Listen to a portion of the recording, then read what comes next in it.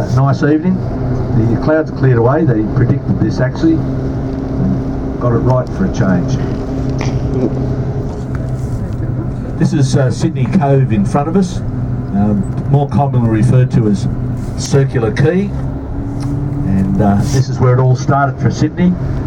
Just on the far side over there was where Governor Arthur Phillip first came ashore with the first fleet on the 26th of January 1788 and proclaimed the settlement of New South Wales, or the colony of New South Wales. So that's where it all started for the whole country, right there. So 1788. The bridge behind. Most of those people that came here were convicts. That was the reason we were started, as a convict settlement. We haven't got anybody from the US on board at the moment, so we can talk about them. But it was their fault that we got started. They had a war of independence, and England didn't have anywhere to put its convicts anymore. So they sent them here to far off Botany Bay initially. This is where they ended up. A bit more of the rocks.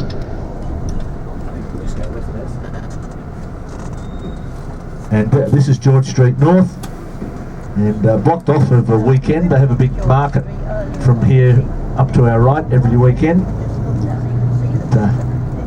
It is the start of the longest street in the city. The only street that goes the full length of the city, George Street. Like most English towns, it was originally called something else.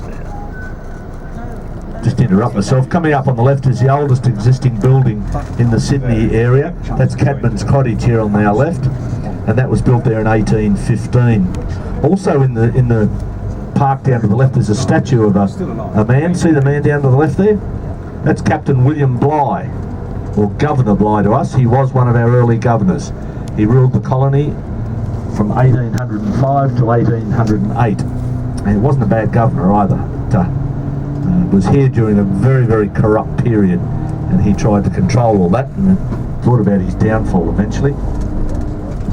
So this is the Rocks area. It's the oldest part of the city, the historic part of the city. We can only show you a little bit of it driving around. You really need to walk around the Rocks to see it properly. And there's little alleyways and laneways and places right through the Rocks that are worth having a look through. We've even got a Suez Canal.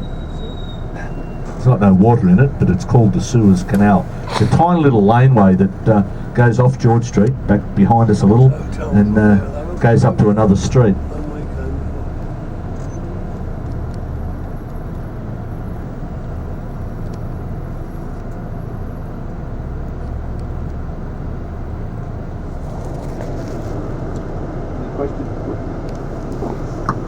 Any questions so far?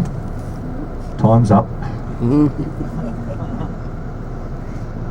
Now, don't be frightened to yell out and ask me a question. It's exciting. I would have given him a full blast of air horns if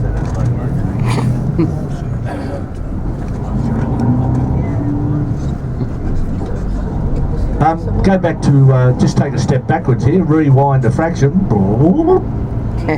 I was talking about George Street having another name. Does anybody know what it might have been? The English should be able to answer this. It's a name No, after not the Queen. Captain Cook. You'll be sick of the name of Captain Cook by the time I've finished with you, but not yet.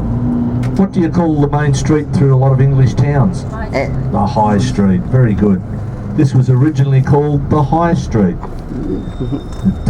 It was renamed after one of the kings, King George, and it's now George Street. So we're just going to turn into Bridge Street here on the left.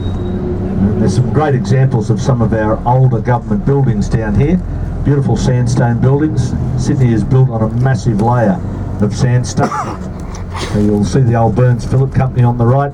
It was a very large trading company, particularly in the late 1800s, early 1900s. Also on the left here is the Sydney Stock Exchange. And just in there you can see grown men stand there crying some days. Tank Stream Way on the right. The colony was started here because of that tank stream. There was a stream of fresh water flowing down from the right there, across where we are right